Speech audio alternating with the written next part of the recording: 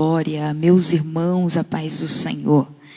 Que alegria uma vez mais estarmos juntos numa manhã de domingo, com vida, com saúde, para mais uma aula da Escola Bíblica Dominical, o qual eu já pude ouvir a voz de Deus enquanto estudava essa lição, e tenho plena certeza que Deus vai falar com cada um de nós nesta manhã.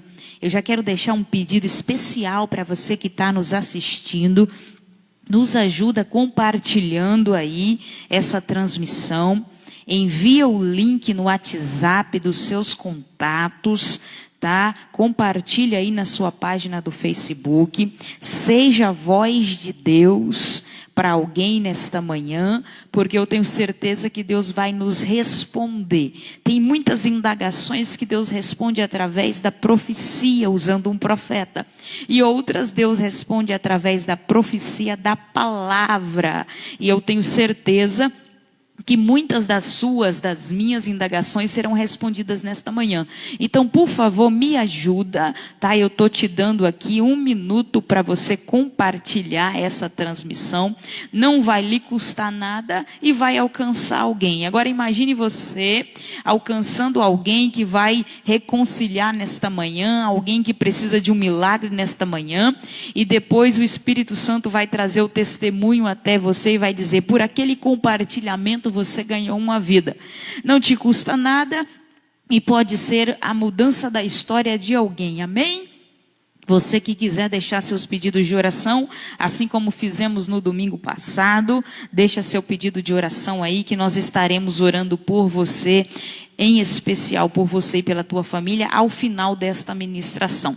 Para você que tem a revista em casa, nós estamos trabalhando esse trimestre com a revista da Betel Dominical, nós estamos trabalhando com ela, e o tema geral é o livro de Esther. E tem sido maravilhoso. Ontem eu recebi uma ligação, antes de ontem, se não me engano, de uma festividade, de uma agenda, e o tema proposto para a festividade é a base do livro de Esther. E eu disse: glória a Deus por esse tema. Deus tem falado muito com o teu povo nesta última hora dentro do livro de Esther. E vai continuar falando conosco nesta manhã. Louvado seja o nome do Senhor. A revista, ela fala num todo sobre a história de Esther, sobre a história de Mardoqueu, sobre os conflitos internos, sobre os conflitos externos que aconteciam naquela época. Porém, ela é mais atual do que nós imaginamos, porque apesar do conflito da história ter acontecido naquela época, nós visualizamos tão de perto os conflitos do dia de hoje, que às vezes eu fico pensando assim: como Deus é bom. Sabe por quê?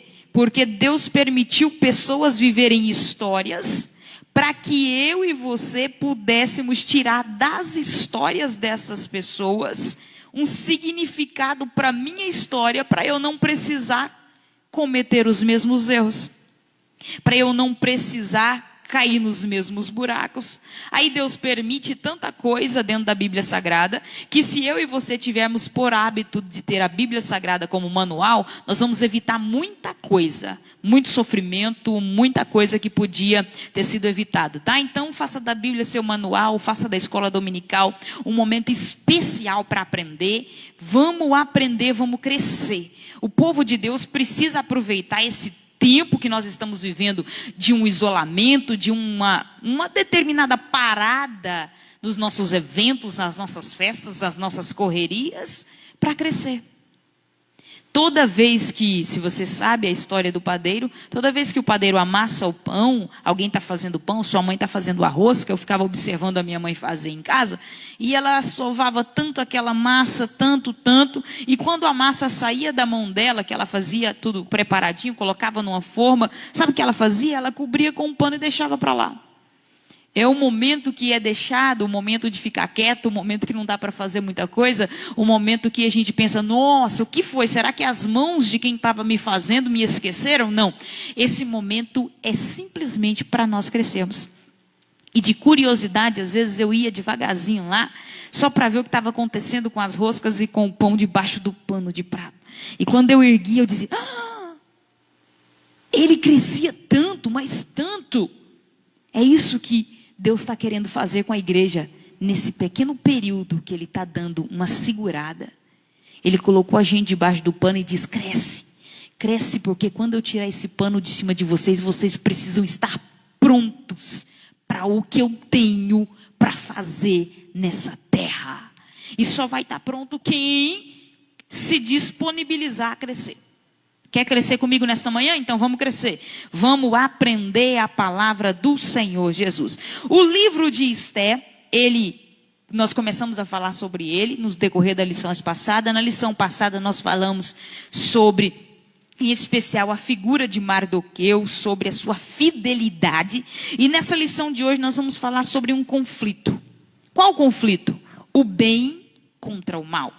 Esse conflito, ele existiu, ele existe e ele vai existir até o dia que o Senhor virá das nuvens e colocará um fim. Até o dia que o Senhor colocar um fim nesse conflito, ele vai continuar existindo.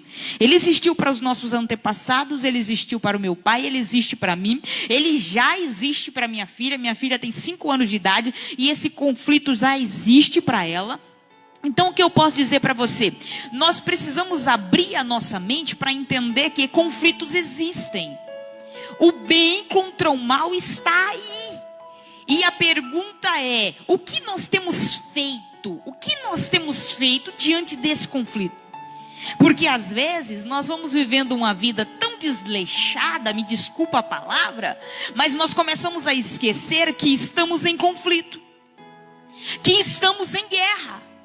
Aí nós não buscamos mais, nós não oramos mais, nós não jejuamos mais. Por quê? Porque tá tudo parado mesmo, é momento de isolamento, não dá nem para ir na igreja, não dá para fazer muita coisa não, missionária. Então aí a gente começa a parar. Só que o conflito pelo âmbito do mal, ele só está crescendo, ele só está aumentando. E nós, o que temos feito? Como temos agido? O que está acontecendo na tua vida enquanto nós estamos vivendo esse momento de pandemia? Meus queridos, eu tenho tirado esses momentos, esses dias, para um crescimento espiritual. Eu disse para Deus: Deus, eu quero crescer tanto nesses dias, porque quando chegar um momento de Deus falar assim: chega, pus um basta nessa pandemia, agora é hora de fazer alguma coisa. Eu quero estar preparada para isso. E você? Quanto tempo nós temos dedicado à leitura da palavra, a estudos, a livros, a crescimento? Nós precisamos crescer. As crises, ela vem para tirar as oportunidades das mãos de muitos e colocar a oportunidade na mão de outro. Toda vez que enfrentamos uma crise, seja ela econômica, social, toda vez que um país entra numa crise, as oportunidades mudam. Por muitas vezes as classes sociais se invertem. Por quê? Porque novas oportunidades aparecem para quem não estava tendo. Então aproveita essa oportunidade. A verdade aplicada do texto de hoje, ela diz assim: aquele que cumpre o mandamento de Deus e faz a vontade de Deus, alegra o coração do Pai. Então, diante do conflito existencial na nossa vida, o que nós precisamos fazer? A vontade de Deus. Mas ninguém faz a vontade de alguém se não souber qual a vontade dele. Você consegue fazer a vontade de alguém que você nem conhece? Você não sabe nem qual é a vontade dele. Então como obedecer? Tem muita gente que não está fazendo a vontade de Deus porque não sabe nem o que é a vontade de Deus. Porque não conhece a vontade de Deus. E Deus te trouxe para essa aula desta manhã para falar para você: vem comigo conhecer as minhas vontades, os meus sonhos, os meus desejos para a sua vida. Porque se você conhecer a vontade de Deus, será mais fácil obedecê-la. A submissão à vontade de Deus está condicionada ao nível de que você conhece o que Ele quer. O que Ele quer para mim? O que Deus quer para a minha vida? Qual o meu propósito de existência? Qual o meu propósito? Eu estava vendo uma enquete que a minha irmã lançou no Instagram dela. Ela disse assim: você se conhece? E eu fiquei ali observando, juntamente com ela, a porcentagem de respostas de pessoas que dizem: eu não me conheço, eu não sei qual é o meu propósito. E não foi criança nem adolescente que está numa fase de se autoconhecer, não. Foi pessoas avós, pais de família, doutores, formados, que ainda não sabem qual o propósito da sua existência. Por quê? Porque ainda não conhecem qual a vontade de Deus para a sua existência. E Deus nesta manhã está dizendo: eu tenho uma vontade para a tua vida, e a vontade que eu tenho para a tua vida, eu vou revelar ela durante esse estudo nesta manhã. Fica comigo até o final. Vamos então para o texto. O tópico 1 da revista, ela vai falar de um conflito.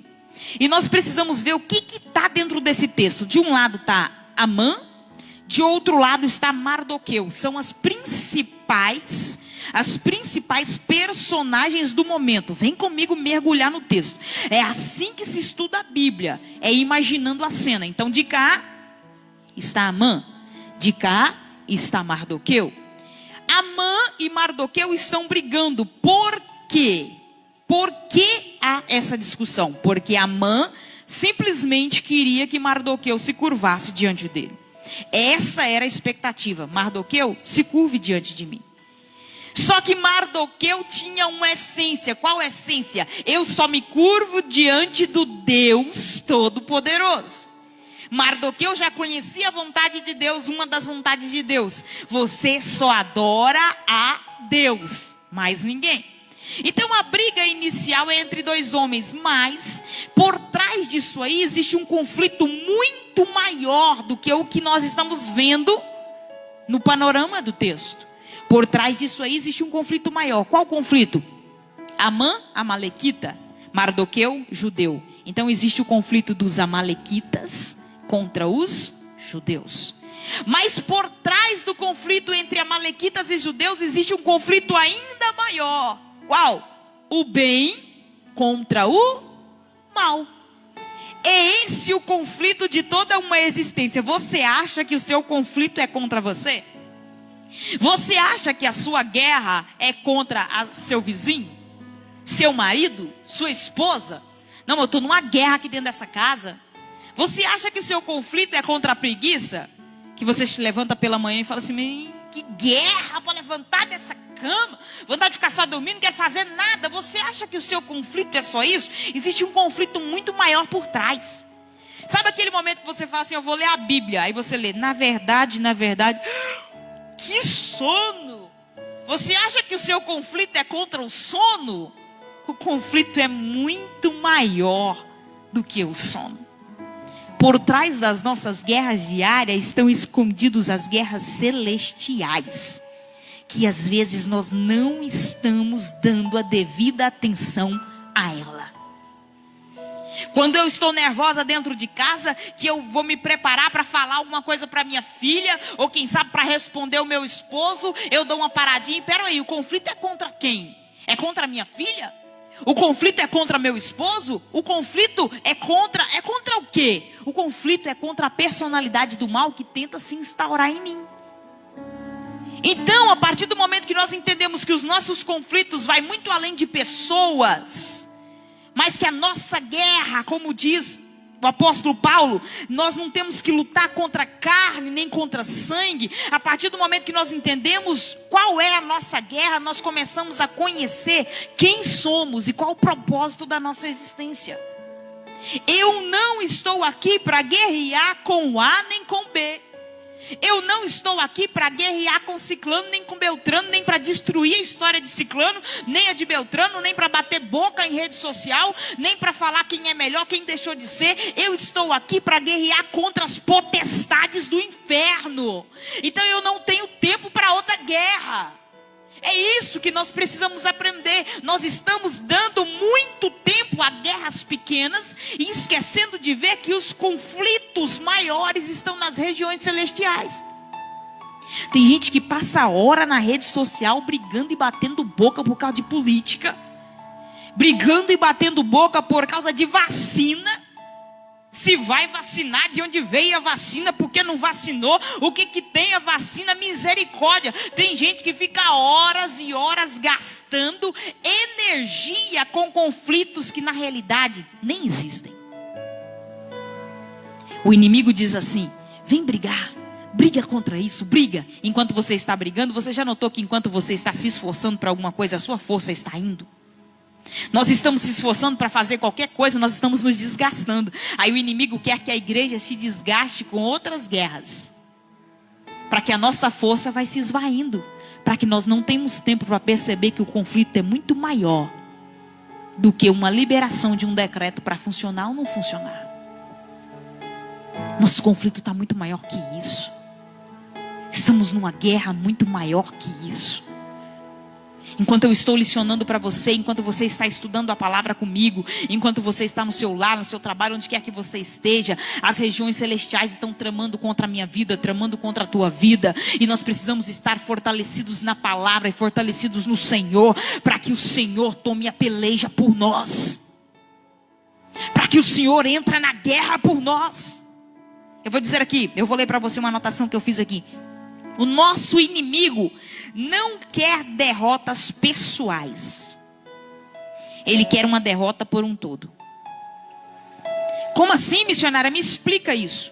O nosso inimigo não quer derrotar só eu. Não faz sentido ter só uma Kelly a menos. O nosso inimigo não quer derrotar só você. Ele quer uma derrota por um todo. Mas ele começa atingindo um. Porque se um cai... Já viu aquela brincadeira de colocar o dominó um atrás do outro? Em uma cadeia? E aí você encosta só na primeira peça daquele quebra-cabeças de dominó e de repente...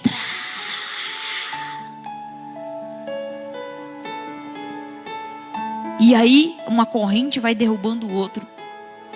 Mas se aquela corrente está vindo derrubando um ao outro, e você vai lá numa peça do meio daquele lá e tira uma para fora e diz: essa não vai cair. A seguinte não cai. Porque a outra caiu e não atingiu ninguém. Sabe o que eu preciso que você entenda nesta manhã? Que você precisa se retirar do meio e não cair. E não ceder.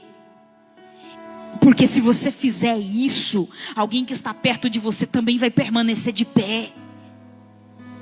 Ah, eu vou desistir da minha vida. Você que está do outro lado com esse pensamento de desistir da sua vida, Deus está dizendo, não é só você que vai junto.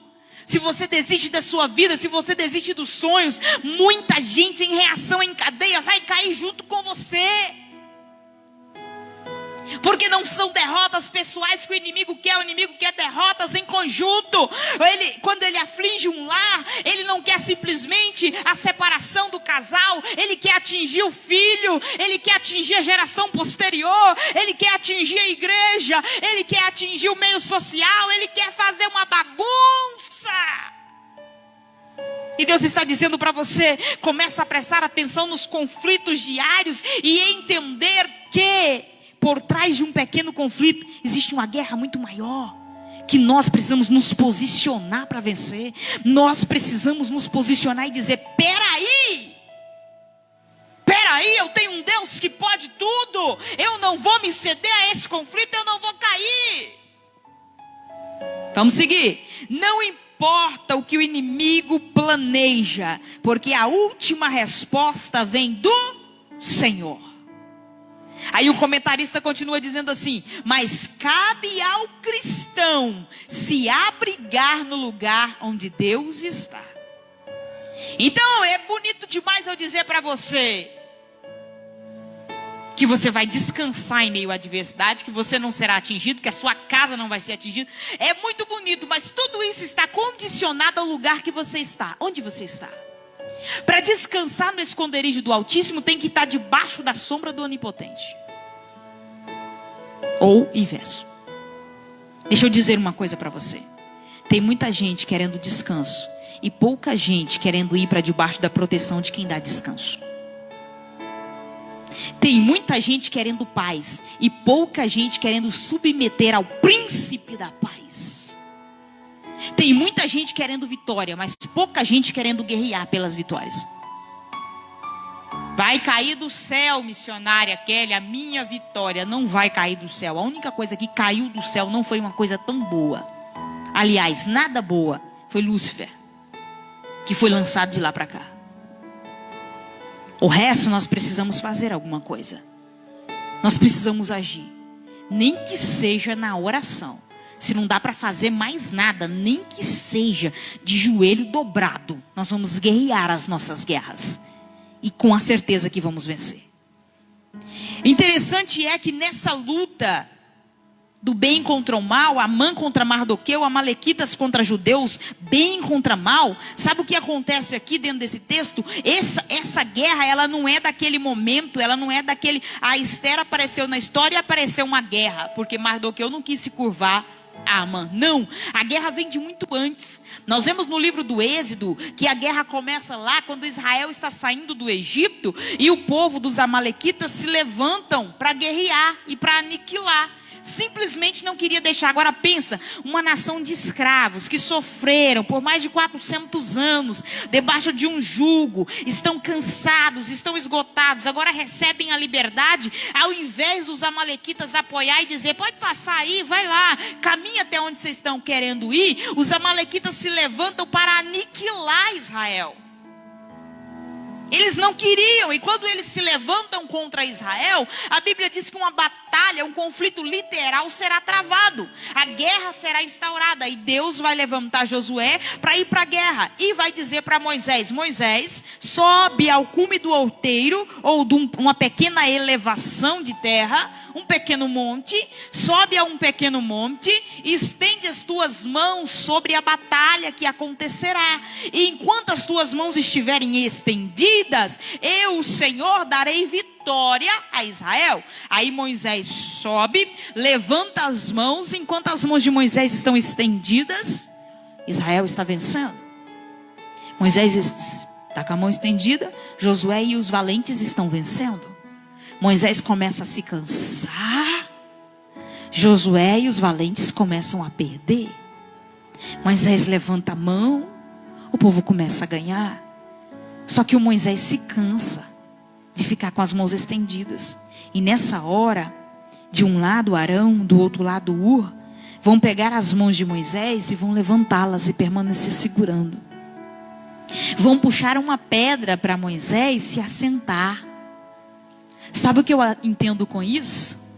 Que nós precisamos guerrear sempre, sim. Só que tem dias que vamos estar cansados. E para não pararmos de guerrear, o Senhor levantará ajuda. Se assenta se preciso for. Mas não abaixe as suas mãos da guerra. Ah, missionária, eu estou tão em guerra, tão cansada, tão esgotada. Deus está dizendo, se assenta. Se assenta que eu vou enviar ajuda. Se assenta que eu vou enviar amigos. Se assenta que eu vou enviar provisão. Se assenta que eu vou mandar bater no teu portão hoje ainda. Se assenta que eu vou levantar Arão e Ur para segurar as tuas mãos. Mas a guerra da tua casa tu não vai perder. A guerra da tua empresa tu não vai perder. A guerra onde você estiver tu não vai perder. Mas aceita ajuda. Tem pessoas que acham que precisa guerrear sozinha. E Deus está dizendo, eu não criei ninguém para guerrear sozinho. Eu sempre levantei ajuda na Bíblia, porque eu não posso levantar uma para você. Mas tem pessoas que elas se fecham num egoísmo tão grande, que Deus está mandando ajuda. Ela está dizendo, eu não preciso disso. Deus vai cuidar de mim. Deus está dizendo, eu estou tentando. Lembro de um dia que meu pai, eu não sei onde eu estava, não lembro qual era o contexto, mas sei que estava conversando com meu pai, e meu pai foi me dar um valor em dinheiro. Eu não sei exatamente, mas vamos imaginar aqui que ele estava com uma nota de R$50, e ele falou, filho, papai quer te dar, para te ajudar. E eu disse, pai, não precisa fazer isso, porque eu sabia que meu pai também naquele momento estava passando por algum aperto. Mas eu estava passando por um aperto terrível. E eu disse, pai, não precisa não. Pode ficar, pai. Tá tudo bem, não precisa não. Aí ele olhou bem para mim e falou, filha, deixa o pai te ensinar uma lição. E aí ele olhou para mim e disse assim, filha, todas as vezes que alguém quiser abençoar a sua vida, receba com a maior gratidão que você tiver no seu coração. Porque sempre será Deus mandando até você. E todas as vezes que você rejeitar uma bênção, você está rejeitando uma provisão do céu. E não de quem está te entregando. E aquilo ficou tão gravado em mim. E ele disse assim para mim: diz assim, filha, eu aceito, realmente. E ele ainda contou a história de uma tia da minha mãe que tinha uma deficiência mental. E às vezes as pessoas iam dar alguma coisa para ela, falavam: a senhora quer? Já falava mais alto e ela respondia assim: eu quero sim, estou precisando, em nome de Jesus. Era sempre a resposta dela, seja o que for. E ele brincou e disse: diga isso, filha, mas aceite. E a partir daquele momento eu comecei a entender que as minhas orações serão ouvidas através de Deus usando pessoas, irmã Marinalda. Mas eu queria que Deus aparecesse e abrisse o céu. Mas espera aí, desde que o momento que Deus instituiu pessoas na terra, Ele instituiu ajuda para um para o outro, através de pessoas. Eu disse isso em uma ministração nas redes sociais esses dias para trás. Tudo que era para existir, Deus já trouxe à existência. No livro do Gênesis. Haja luz, houve luz, e Deus trouxe tudo à existência. A partir do momento que Deus trouxe tudo que precisava existir à existência, Ele vai usar o que já existe para fazer na tua vida. Então Ele vai usar um amigo, Ele vai usar um pequeno pão, Ele vai usar o restinho do azeite que a viúva tem, é pouquinho. Ele vai usar o restinho da farinha que a viúva tinha para fazer o último bolo. Ele vai usar pessoas, Ele vai levantar Arão, Ele vai levantar Ur, Ele vai mandar socorro. Então Deus está dizendo para você: se a tua guerra é grande, comece a orar por mim, por socorro. E deixa Deus usar pessoas para te abençoar. Seja grato. Grato quando ganhar uma lembrancinha. E grato quando ganhar uma casa. Seja grato. Não é o valor do que você vai receber, mas é o coração de quem lhe abençoou. E você olha e diz assim: nossa, que bênção. E nisso Deus vai abençoando, abençoando. E quando a gente abrir o olho, vai dizer: meu Deus, o quanto Deus me abençoou. E Deus vai dizer: te abençoei porque você quis ser abençoado. Imagine Moisés olhando para a pedra e dizendo: não, eu não posso sentar não. Eu sou o líder desse povo. Para que vocês trouxeram isso aqui para me sentar? Imagine Arão tentando pegar as mãos de Moisés e Moisés dizendo: não segura a minha mão não, porque eu sou o líder desse povo, eu preciso ficar de pé. Ei, nós somos seres humanos e precisamos de seres humanos. Eu preciso de você. Você precisa de mim. Precisa dessa pessoa que está sentada no sofá com você. Precisa daquele outro que está lá no quarto. Precisa daquela que está na cozinha. Você precisa de alguém. Não se feche.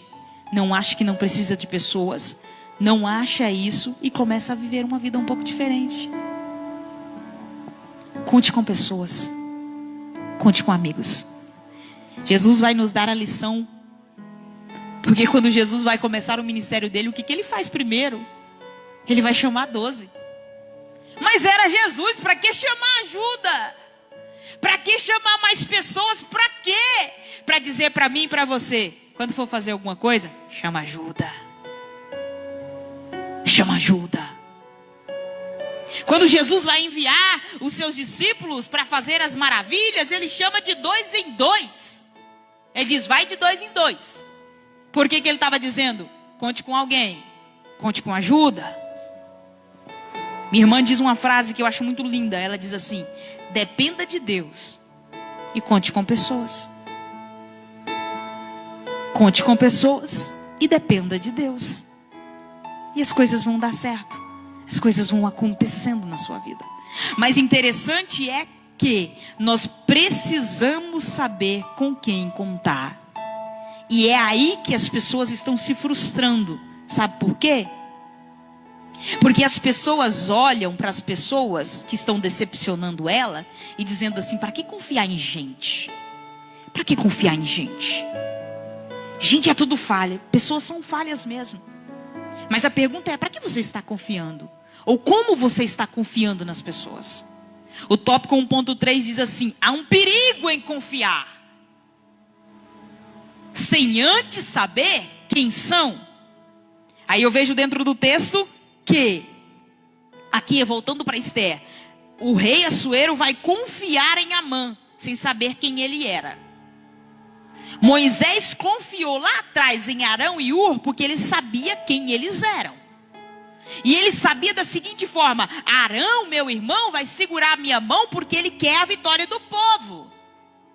Deus está abrindo os seus olhos para dizer assim: começa a falar comigo para eu enviar ajuda. E não começa a sair por aí contando o seu problema para todo mundo, achando que todo mundo vai te ajudar. Nem todo mundo foi selecionado por Deus para estar no cume do monte segurando a tua mão. É aí os inversos, aí as pessoas começam a confiar demais pelo olho humano. Eu vou confiar no fulano porque ele é rico. E nessa hora dessa luta, com certeza ele vai me ajudar a pagar aquele boleto, aquele outro. Começa a confiar pela ótica humana. E Deus está dizendo: aí vai dar tudo errado. Aí quando o fulano não pagar o seu boleto ou não te ajudar, você vai se frustrar com as pessoas e vai dizer assim: não preciso confiar em ninguém. Ser humano não vale nada, eu só confio em Deus e mais ninguém.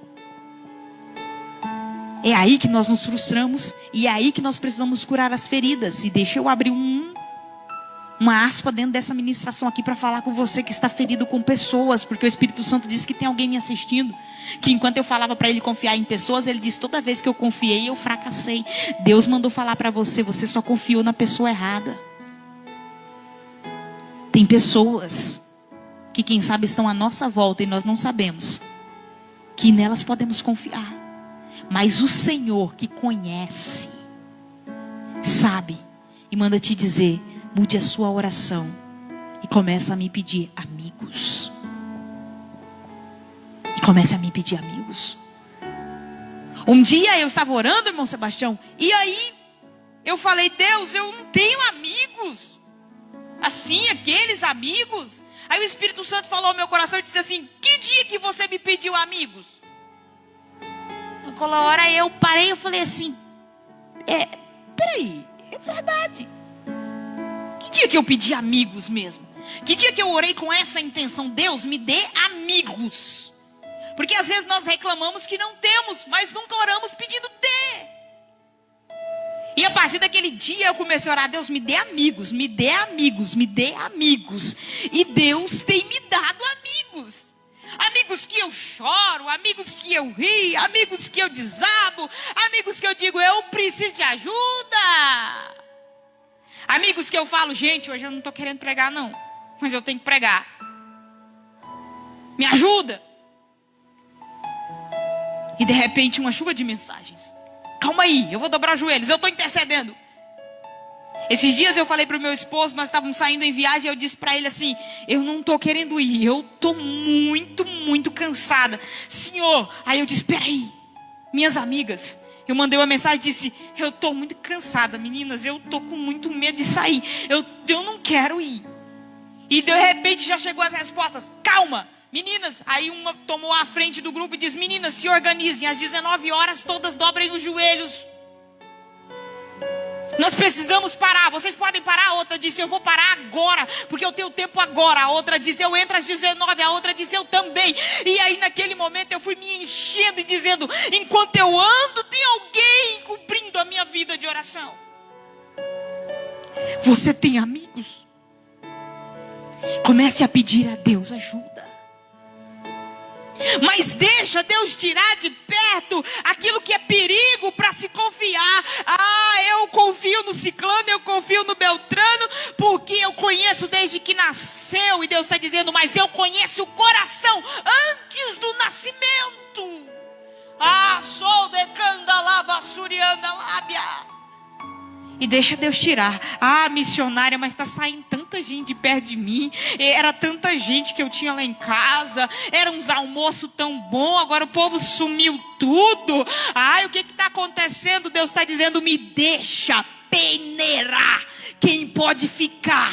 Porque o que eu tenho para a tua vida é coisa muito grande. Para você dividir com quem não é digno de subir no monte. E com quem não segurou a tua mão quando você não tinha força. Oh, aleluia! Tem gente que quer estar ao nosso lado, mas só quando nós podemos oferecer alguma coisa. E Deus está dizendo, esse tipo de gente eu não vou deixar com você. Eu não vou deixar com você. Eu vou deixar do seu lado só quem eu acho, ou melhor, quem eu sei, que Deus não acha. Só quem eu sei que é digno de estar ao seu lado quando a vitória chegar. E é no vale, é nas dificuldades, é nas guerras, é aqui nessa guerra que Deus estava mostrando para Moisés e dizendo, tem gente do teu lado, Moisés. Eu vou deixar gente do teu lado, só quem sonha com você os mesmos propósitos. Só quem compartilha dos mesmos sonhos. Deixa Deus selecionar, deixa Deus fazer. O tópico 2 diz assim, a loucura de Amã. A loucura de Amã.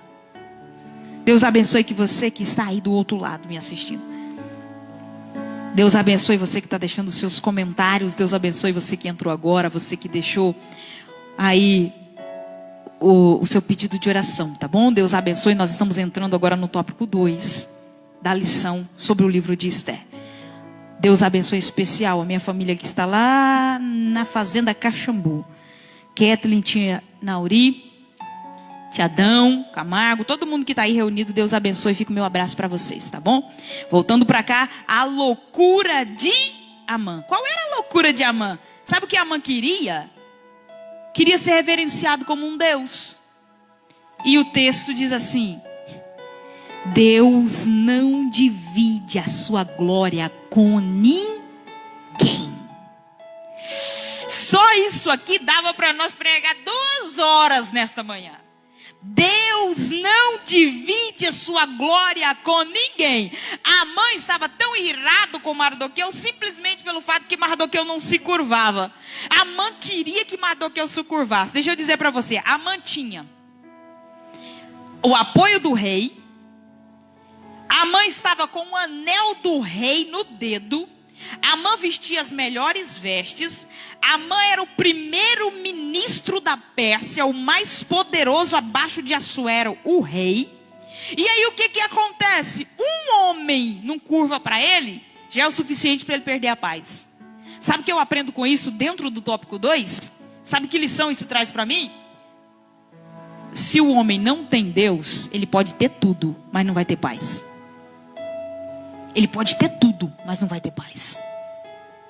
Quando um homem não se curva, ele diz assim, peraí, eu tenho tudo isso aqui, mas esse homem não curva, eu vou matar ele. Aí surge o ódio. Surge o ódio. Mardoqueu não tinha nada. Nada.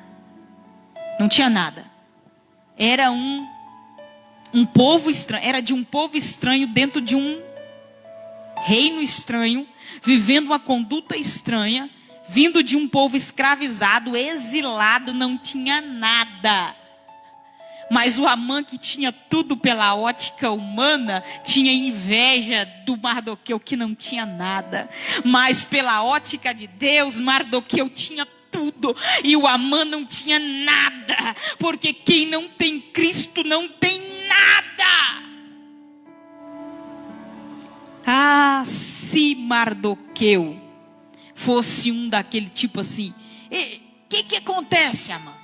Se Mardoqueu fosse aquele tipo que quisesse tirar satisfação, se Mardoqueu fosse aquele tipo que quisesse mostrar para Amã o que Amã tinha e a miséria dele, porque tem um tipo de gente que dá preguiça de ficar perto, porque ele só quer mostrar para você que ele é pior que todo mundo.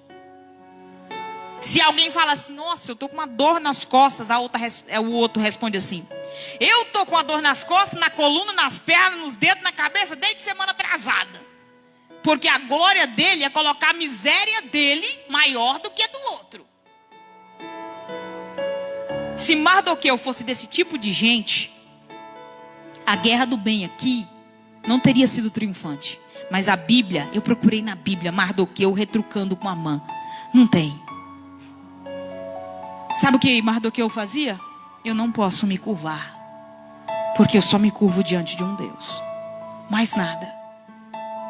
Sabe o que isso revela? Revela que atitudes falam mais do que palavras. As nossas guerras diárias precisam ser vencidas com atitude, não com palavras. Aquele que muito fala, pouco é ouvido. Mas aquele que vive se torna a expressão das próprias palavras. Aquele que muito fala, pouco é ouvido. Mas aquele que vive se torna a expressão das palavras.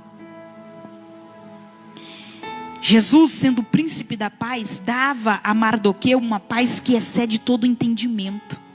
E Amã, sendo o príncipe da Pérsia, não tendo Jesus, tinha tudo no âmbito financeiro, mas queria aquilo que Mardoqueu tinha. Quem sabe você não tem tudo o que você queria no âmbito financeiro, mas a paz que você tem muita gente que não tem. Gente, poder deitar a cabeça num travesseiro e dizer: eu sei que tem um Deus que vela por mim enquanto eu durmo. Poder olhar para as adversidades e dizer: eu sei que no meu pequeno barquinho, no meio dessa tempestade, desse mar, tem Jesus comigo. Isso não tem dinheiro que paga, não tem posição que paga, não tem. Mardoqueu tinha, Amã não tinha. E a mãe estava com inveja, se levantando. O tópico 2.3 diz: sem Deus o poder conquistado é inútil. Tem gente que corre uma vida inteira atrás de coisas. Quando eu tiver minha casa, eu vou ser tão feliz. Ele consegue a casa, ele não é feliz. Quando eu tiver aquele carro importado, então eu vou ser tão feliz. Ele consegue o carro, ele não é feliz. Quando eu tiver aquela graduação, aquele diploma, aquele anel no dedo, ele não é feliz. Quando eu casar com a fulana ou o fulano, eu vou ser feliz. Ele não é feliz. Sabe por quê? Porque a felicidade não está escondida aí. A felicidade está naquele que pode trazer a paz para a alma. E a alma não é feliz com dinheiro. A alma não é feliz com um banquete. A alma só encontra gozo em Cristo Jesus.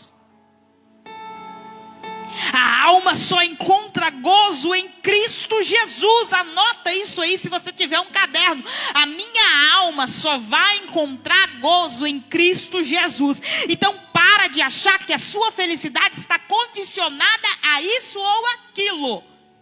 Seja feliz hoje. Seja feliz agora. Brinque hoje, corra hoje. Pegue a sua família, coloque ela dentro de um carro e dá uma volta. Já que não pode ir na praça, não pode ir em lugar nenhum. Pega a tua família, dá uma voltinha. Vê a natureza, olha para o céu e diz assim: eu estou vivo, eu estou com saúde, a minha família.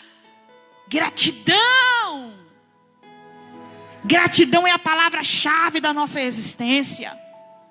E a gratidão nos fará mais feliz. Todos os dias que eu entro no quarto com a minha filha, eu chamo ela e diz assim: filha, vem cá nesse quarto. Aí ela vem toda felizinha. Aí eu falo assim: que quarto é esse, menina? Aí ela começa a girar. Eu disse: meu Deus, uma cama de casal para uma criancinha desse tamanho. Aí ela vai se enchendo de tanta alegria. Não é o melhor quarto do mundo, não. É só um quartinho que a gente arrumou para ela com alegria. Mas lá tem o que ela precisa.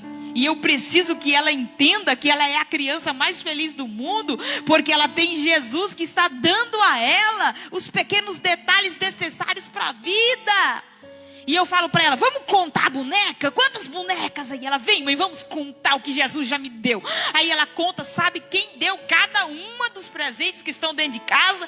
E eu falo para ela, eu vou encucando na mente dela e dizendo: filha, você precisa ser muito grata para Jesus, porque Jesus deve te amar demais, pequena. Aí ela diz: é verdade. Já está convencida disso e ninguém tira dela. Jesus me ama mesmo. Inculca na mente das crianças a gratidão.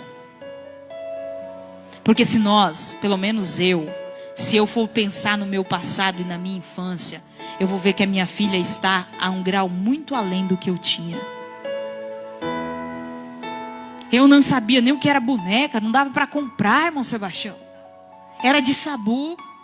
O milho, aquele cabelinho do milho, eram os cabelos das nossas bonecas. As mangas com os palitinhos eram o nosso gado. É isso que a gente brincava. E a gente era grato. E aí vem uma geração de criança que tem computador no quarto, televisão, PlayStation, tablet, bonecos eletrônicos, boneca que canta, que fala, mas é uma geração vazia, que fica querendo mais, que não é feliz, que é depressiva, que é imperativa. Por quê? Será que nós não estamos falhando em passar para elas que a paz não está no que se tem por lado de fora, mas no que se conserva dentro do coração? Oh, aleluia! Bendito seja o nome do Senhor. Uma presença que nos guia, o tópico 3 para nós fecharmos. Uma presença que nos guia, não devemos nos acomodar. Esse é o tópico 3.1. Nós temos nos acomodado, eu disse lá na introdução. Às vezes nós temos nos acomodado, não precisa ir na igreja não, então não vou nem ler Bíblia esses dias. É os cantores, vamos para os cantores agora. Não vou ter oportunidade para cantar, não vou nem ensaiar não. É os pregadores agora, não vou pregar nada essa semana, não tem agenda nenhuma. Não vou nem na igreja, não vou nem abrir a Bíblia essa semana não, porque nós estamos nos acomodando ou nós estamos crescendo nesse período que Deus está nos dando? Dedique. Um dos heróis da fé, me faltou o nome agora, diz assim: se eu não dedicar, ele dizia, se eu não dedicar as 2 primeiras horas do meu dia a Deus, o diabo já ganhou o meu dia. Quando eu li aquilo, eu disse, às vezes a gente levanta tropeçando em tudo para fazer o café atrasado e já vai para o serviço e já faz uma coisa ou outra e diz, meu Deus, que correria. Aí ele levantava às 4 da manhã. Das 4 às 6 da manhã, orando e estudando a Bíblia. Às 6 da manhã ele corria em volta do quarteirão para cuidar do corpo, da saúde. Depois que circulava e corria em volta, aí ele ia para os afazeres diários. Não se acomode. E agora, abrindo um parênteses dentro da mensagem de novo, não vai se acomodar também no âmbito físico, não. Se cuida. Ah, não, eu só estou dentro de casa, vai desleixando, deixando, nós somos templo do Espírito Santo. Se não tem uma academia, se não tem uma praça que pode ir circular, dentro de casa você pode fazer um pequeno exercício. Cuida de você. Cuida da sua saúde, porque quando Deus pôr um fim nessa pandemia, Ele vai precisar de gente saudável para ir atrás e correr atrás do prejuízo. De tudo que já aconteceu. Peraí, Senhor, é tanto pregador que será levantado após essa pandemia, porque enquanto não dá para fazer nada, tem gente passando horas e horas em cima da Bíblia, em cima de livros e orando na madrugada, e Deus está dizendo, peraí que eu já te lanço, peraí que eu já te tiro, peraí que eu vou fazer, mas enquanto isso tem muita gente se acomodando, ao inverso, e Deus está dizendo, não se acomode, porque tem coisa grande para a igreja fazer. Deus não tem tempo para esperar você crescer por muito tempo. Deus não tem tempo para deixar você aprender com muita queda, mas está na hora de tomar atitude e sair do comodismo. Um dia eu fui pregar numa igreja. O Espírito Santo já tinha falado ao meu coração que o inimigo tinha pedido a Deus para tocar na minha saúde. Mas quando eu cheguei naquela igreja, naquele dia, o Espírito Santo, ou Deus usa o profeta e vai falar comigo, diz assim, o inimigo pediu licença para te jogar em uma cama de leito de enfermidade. Mas eu, seu Deus, não permiti, porque eu não tenho tempo para tu ficar em uma cama. Eu tenho pressa para fazer o que preciso fazer na terra. Sabe o que aquilo fala comigo todos os dias que eu levanto?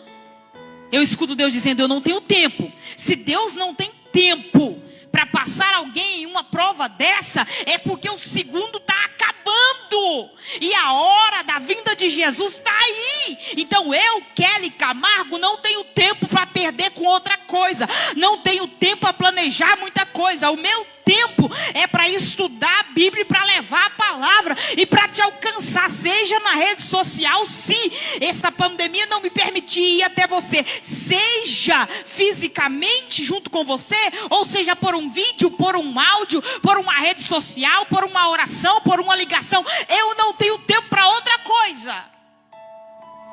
E você? Para que é o seu tempo? Para que é o seu tempo? O que você está gastando? O que você está fazendo com esse tempo?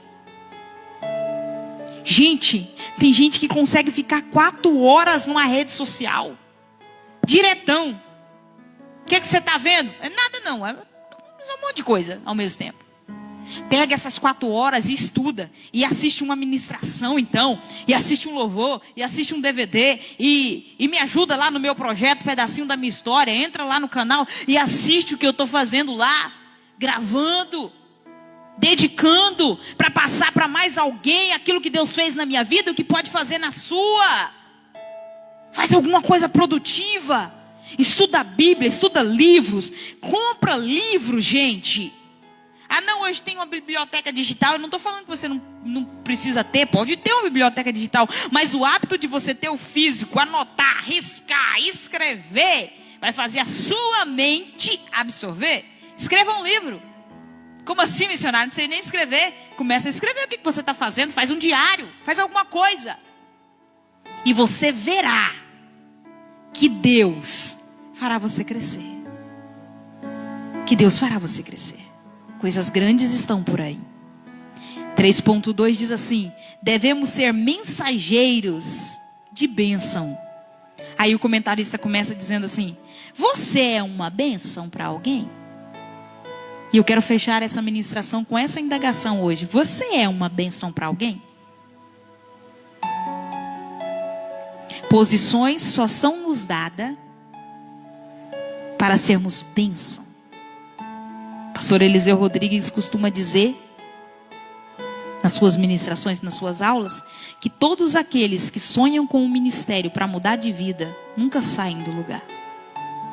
Porque ministério é para mudar vidas, e não a sua. Se a sua for mudada, será consequência. Mas às vezes você depara com uma geração que diz assim: eu vou ser um pregador reconhecido, para que todo mundo vai saber quem eu sou, de onde eu vim, o que Deus fez na minha vida, e meus cartazes, e minhas redes sociais, e minha... Espera aí, é para mudar a sua vida? Não vai dar certo. Vai ser segundos a fama e vai passar. Mas se você focar e dizer assim: Deus, faz na minha vida, para eu alcançar vidas, para eu salvar vidas, para eu mudar vidas, seja nas redes sociais ou seja no âmbito físico, Senhor, me leva para eu fazer alguma coisa por vidas, as coisas vão dar certo. Posições são nos dadas para abençoar pessoas. Grave isso na sua mente. Seja uma bênção no falar, seja uma bênção no agir, seja uma bênção nas suas condutas. O 3.3 diz assim: devemos causar boa impressão. E como que se causa boa impressão? Sendo e não falando. Eu sou uma bênção, eu sou uma pessoa abençoada, eu sou isso, eu sou crente, eu sou missionária, eu sou... Não. É sendo uma pessoa abençoada. É no falar. É quando abrir a boca. A boca de crente tem que ser diferente. Não pode sair palavras top, não pode sair palavrão, não. Não pode ter esse negócio de xingamento. Isso quando alguém xinga perto de mim, me dá vergonha. Agora, se dá vergonha para mim, imagina para o céu. Imagina para o Espírito Santo. Aí xinga aqui, xinga no trânsito, xinga o ciclano beltrano. Aí depois, quando vai convidar alguém para a igreja, diz assim: vamos lá na minha igreja de você. Por quê? Porque as atitudes vão falar mais do que as palavras. E a pergunta é: você tem sido uma bênção? Feche os seus olhos onde você estiver. Deus abençoe todos vocês que participaram conosco. Deus abençoe todos os meus familiares. Deus abençoe todos os meus amigos. Que inclui você, que talvez eu nem conheça, mas eu te chamo de amigo. Que o Espírito Santo do Senhor entre em todos os pedidos de oração que foram colocados. As esposas que pedem pelos maridos, os maridos que pedem pelas esposas. As casas que estão contaminadas com esse mal, Senhor, entra onde nós não podemos entrar. Faz o que nós não podemos fazer nesta manhã. Que esta palavra sirva como uma injeção de ânimo, que nós saímos do comodismo e começamos a crescer e entender que a nossa guerra é maior do que as pequenas picuinhas que às vezes nós damos tanto valor. Senhor, que nesta manhã o Senhor transforma pelo menos uma vida através desta live, onde quer que ela esteja alcançando. Pai, que o Senhor possa mudar histórias, ó Pai, a começar da minha. Me ensina, Senhor, a ser uma bênção na vida de todos os que cruzarem o meu caminho, Pai. Ensina a ponderar os meus lábios. E me leve, Pai. Leve onde quer que o Senhor queira levar. E faça o mesmo para essa pessoa que agora ora comigo e diz: eu também quero ser uma bênção, Senhor. Pai, é o que nós te pedimos nesta manhã. E nós já te louvamos no nome do teu Filho amado Jesus. Amém.